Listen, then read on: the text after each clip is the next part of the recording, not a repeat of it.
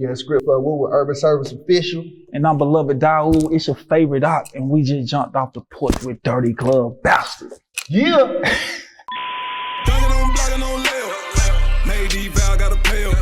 Still stay down on the well.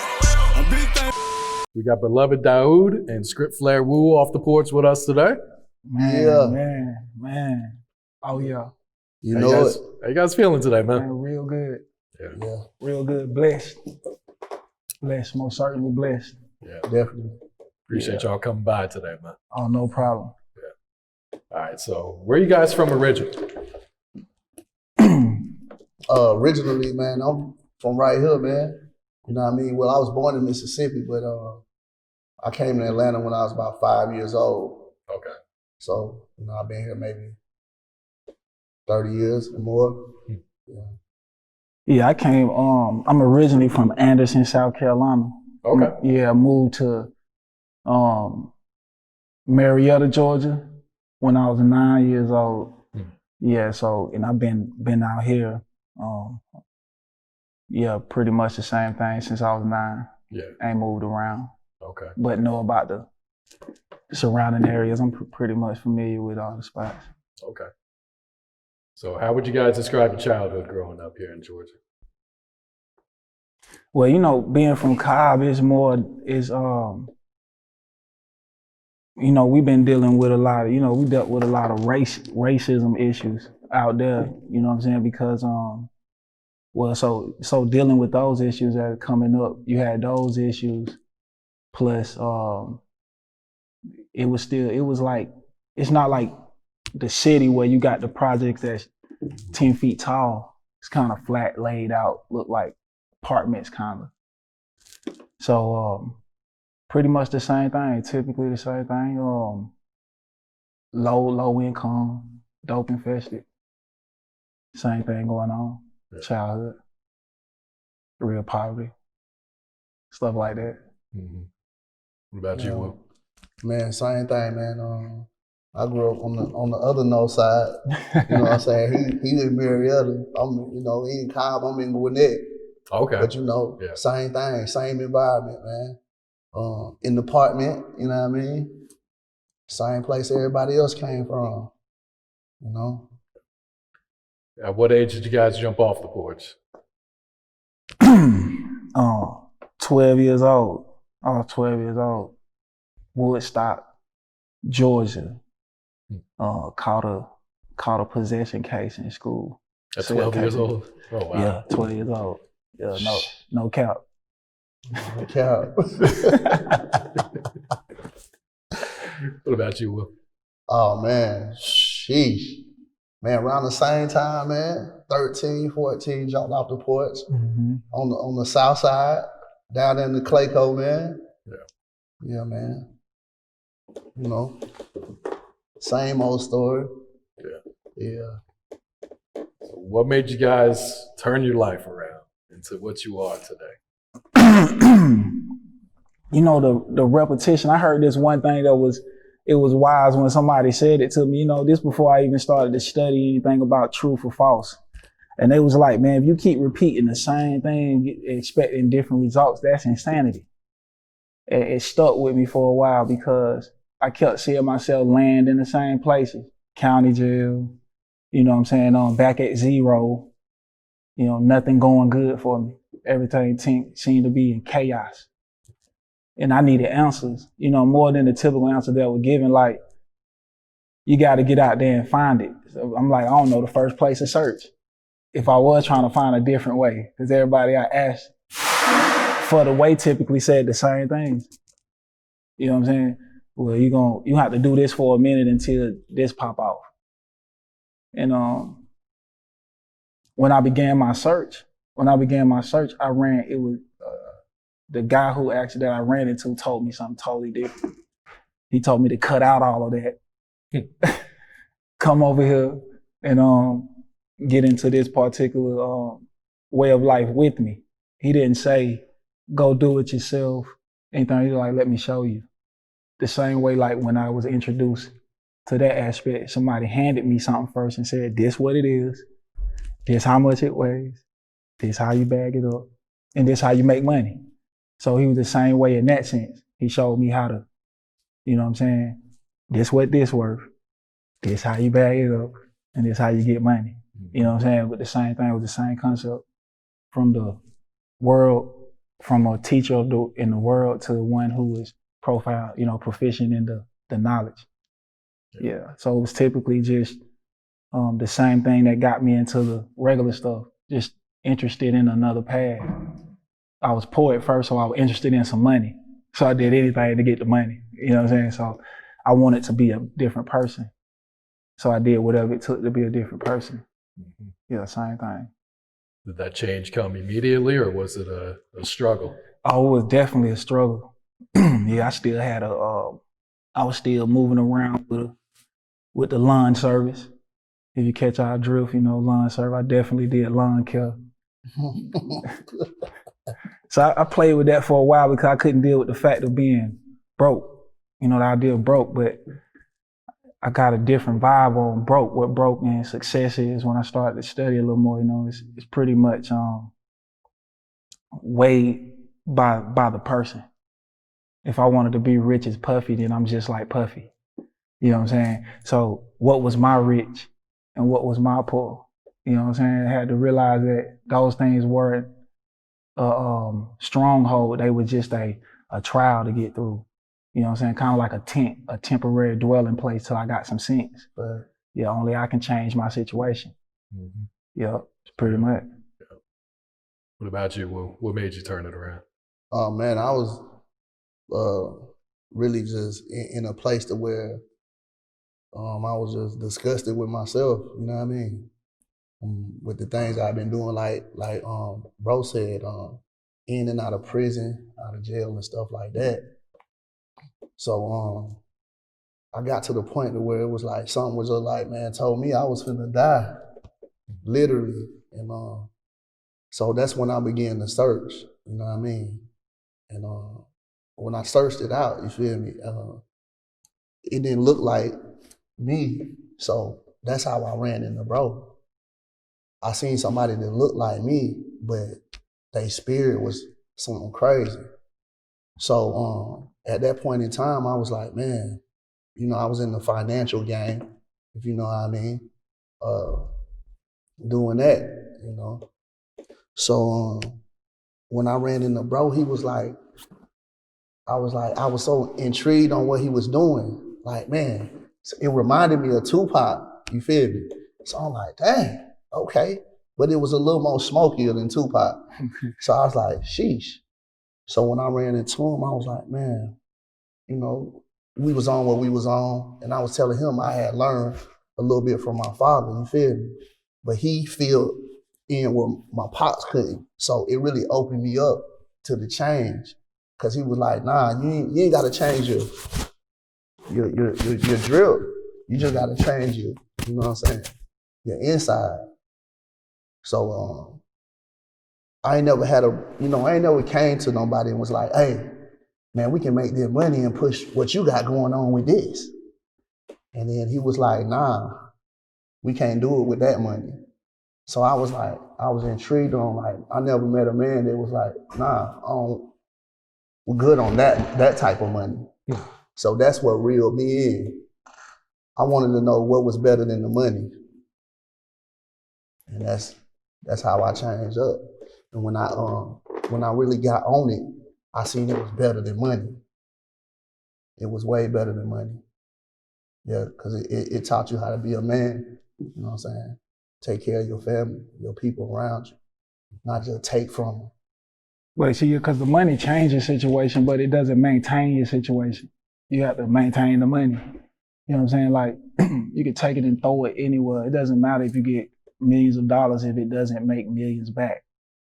So typically people have to understand that it's about sowing and reaping. Stuff we read about all the time of wise sayings we done heard and skipped over. So it's not about always the situation. It's really about you got to tone down, start making better decisions. You know what I'm saying? Especially if you love the people around you, your children, your wife, you know what I'm saying? Because we typically into not the player lifestyle or anything, because it's more a preserved lifestyle. People may call it safe, but I'm like, shoot, A safe man, he 90 years old, 100 years old with billions in the bank. I'd rather be the safe with the billions in the bank, you know what I'm saying? Facts, hey. Don't come to my community disturbing our peace neither. We'd rather be like that too. Yeah. Was it necessary to cut off a lot of people on this spiritual journey? They cut me off, actually. Really? They cut me off. They said I was an extremist. Because instantly I found this sense. It's like somebody told me,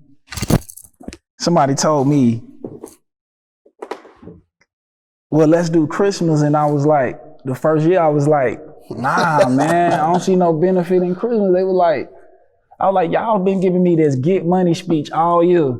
And as soon as Christmas is here, now it's give the money away. You know?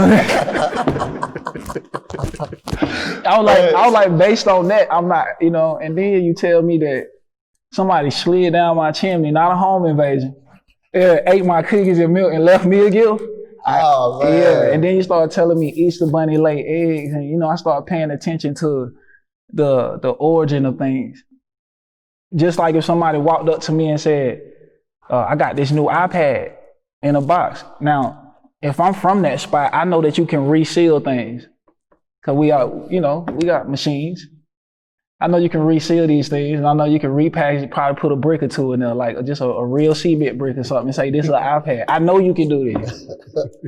You know what I'm saying? That's typically how, man, if you know typically how things go, you gotta check. And I didn't make the change without the check. I had to actually get out here and go live it, see first. Just like somebody could tell me about the other lifestyle, he did it first. Mm-hmm. Now, though he didn't warn me about the prison time and that, because he didn't even do the prison time yet. So you can't warn me about something you have never felt. So the typical person who put me on didn't go to prison yet. Or he didn't experience the backstabbings and the other things yet, because he didn't put me on to that. So I had to say, for me to come out here and actually do an interview and actually talk about it, I have to know that this is very sure and absolute before I put my face on it. Because the person I'm trying to say I represent, the power that I'm saying I represent is unseen. I'm the only representative. Right. So what I give you is gonna make you believe who I work with and what I do. And what I've been through, what's my experience. Just like a fake trapper, fake all that. You know, people typically can know he fake because he puts on a uniform and turn into that person. But when the camera's off, he back in his checker suit. Can I take your order? You know, and taking orders. See, we don't take orders. You know what I'm saying? So we walk around just like, typical, do what they want to do guys. But we do have structure. We have a standard per se. So that standard allowed others to get away from us because we wasn't bowing on that standard. Because it's important that we hold this standard.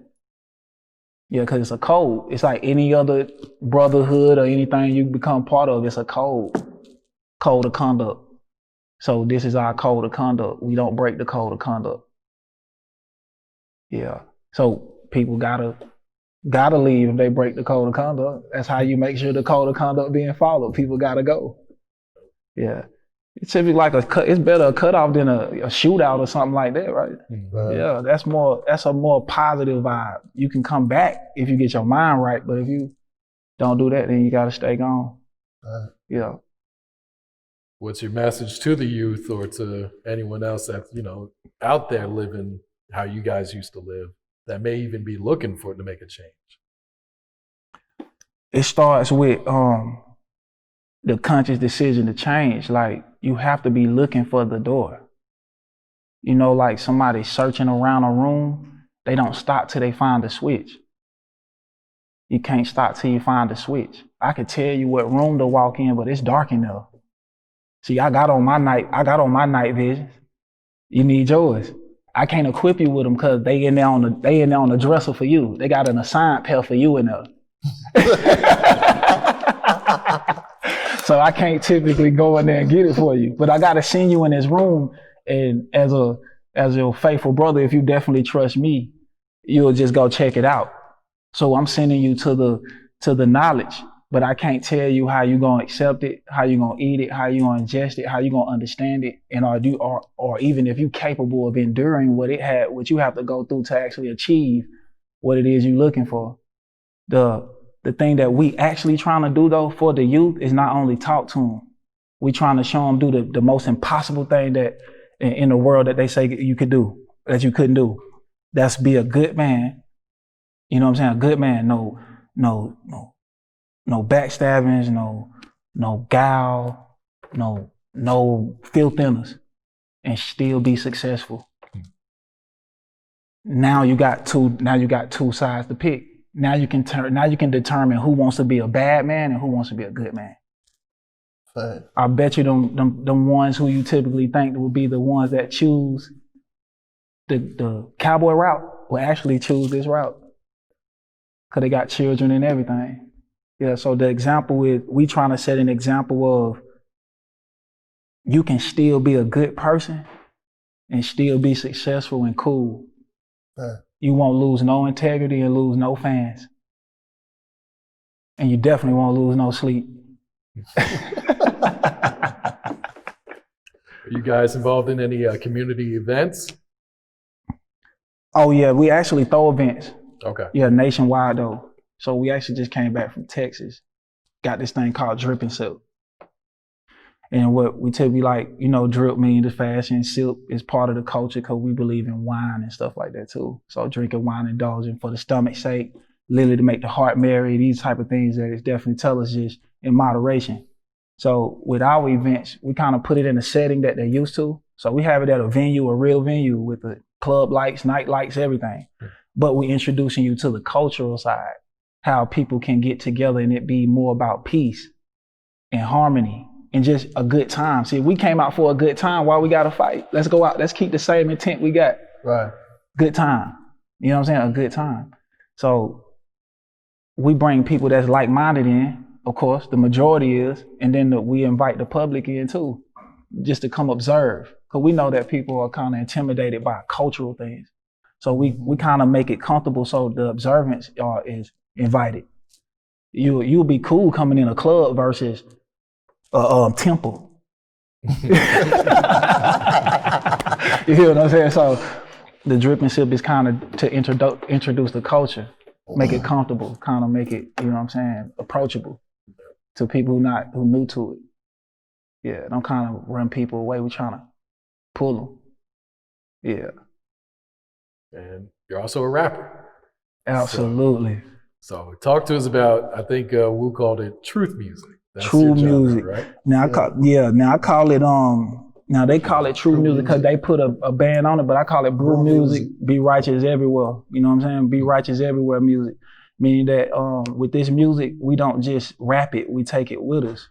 So these are words, these are real heartfelt words, you know what I'm saying, about something that I feel deeply about, you know what I'm saying? And I'm just trying to express these things in the music, you know what I'm saying, and kind of put them into like children learn things with music like A, B, C, D, E. Now, a person who not familiar with the culture, they're like babies because they know nothing about it. They don't know how to eat, dress, drink, feel anything about this.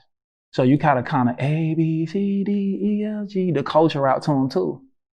Now they're used to a particular delivery and a cadence. So I try to deliver the A, B, C, D, E, F, G in that cadence to kind of put the culture within the music. And then when you look at the person, you see that we ain't playing. You know what I'm saying? We ain't playing about what we own because it literally has uplifted and changed everything around us. If the point is get the money, why I gotta have the bodies, the prison time and all this stuff if it was about the money? So if you're saying if I can make $100 million with no bodies and all that, I'm cool, right? So we saying that, yeah, it gives you a plan. See, nowhere in this manuscript does it teach you how to be a slave or somebody, a beggar. It teaches you how to be an owner. It teaches you how to take ownership, not only in your business, but the stuff you do, all your behaviors. Whatever you do, you gotta accept the repercussions. You know what I'm saying? And that's literally what we do with the music. 16 albums, 16 albums. We're finna be 17 because we dropping another one in November in 4 years though. So even if they ain't paying attention, maybe when I get to 50, they'll finally turn around and say, hey, he ain't playing. He's there whenever they're ready. Yeah, so it's like, we really moving. We just exactly trying to be accepted as a genre, taken serious. Like we actually trying to do this for real. You know, people fall off with the good man at first because they don't get the proper response. They looking for everybody else to accept them. We ain't looking for that. We only looking to be accepted by our power. Anything else is extra. You know, a wife, extra. Mm-hmm. I was loved before my wife loved me. You know what I'm saying? Somebody wanted to see me alive before my brother wanted to see me alive. You know what I'm saying? So I want to do this to you because it has did so much goodness in my life. So it's no change in me. Mm-hmm. So hopefully that momentum can give others the faith to not only believe in the power, but believe in the gifts he gave them to be able to provide, make a way for them and their family. Yeah, every man should be equal. We should all have mansions. It ain't no such thing as a poor and rich class, it's rich class. That's right. Well, see, we ain't gonna stop till we all rich class. Everybody who went through the poverty, you know, it ain't the skin thing with us. Because when you look up the research and see Israelite or Hebrew, you'll see typically people talking against, you know, they talking racism and all this other stuff. That don't even vibe with the truth. The truth is just accepted by the person who's listening. You don't know who may hear that and accept it. Because it's a love message. Right. Who don't like no love? A gangster needs some love at the end of the night, don't he? Yeah, so that's how we is, man. Like we try to have fun with it too. Yeah. Have fun with it too. Not so serious, but it's serious. Yeah. Yeah, what I find interesting is you're rapping over like trap beats, the modern sound. It's not like gospel music, like you're preaching or anything, but you're kind of putting that trap sound to it. Absolutely. Right. We call it free music. This called the free house. It ain't the trap house no more, it's the free house. You know what I'm saying? Yeah, it's the free house. And we know that the word trap means no way out. It's funny how people say I'm trapping and they literally saying, yeah, I'm no way out. It ain't no way out for me. And we just said free house, so we can be freed right in the trap. We just have to change our minds. Then we the free house. See, your body really is the house. So you really the trap house. You the bando. Everybody done ran through. The government is pushing that dope out you too. You they trap house. You they bando. They turned a perfectly good man into a bando. You know what I'm saying? Right. Prison cells are full, graveyards are full too. And we still ain't got the picture. No, we're the bando. That's why we leave hollow. All this stuff we have in us first, full of love and ideas and everything, and then we leave empty. You was the bando. They did good at you. That's why you can't open your doors and give nobody else anything in your house. You hold nothing in your chambers no more. No more love to give because everybody you knew backstabbed you. So we trying to put it back in the community I won't ever do you like that. Your girl safe around me. I send her back home since you know you wrong. She might get checked. See, it's a different thing. That's a different vibe in the air. Mm-hmm. Yeah. See, it's somebody, it don't change because somebody like it. The day nobody likes it, to be the day it changes. That's right. Mm-hmm. Can you explain what's around your necks? Now, if you're talking to a Jewish man, he gonna get red. And the reason why he gonna get red is because these are in representation of the 12 tribes of Israel. But what we're saying is not even an argument. We said this is based on facts during time and everything. And we don't need to go into that. See, that's the thing you have to do for yourself. But the significance of this chain is all 12 of these are birthstones to a progenitor of a tribe. Now, if you turn on the back, they show you what all these men possessed, what were their best skills. Now, with all of those, they are separate skills. Individually, we great. You got a Kobe, you got a LeBron, you got a Derek Jeter, you got all these type of people that you see. Separately, they great. But see, if we was all together, we would all have possess those gifts, and we would be one big family with those gifts. See, that's how a family became the most powerful family of the earth. Is because they brought all their gifts together, no matter the differences and the arguments they have, and they settled all of the arrogance down, and they actually came to a agreement where all the houses in the family could be rich, could be equally rich.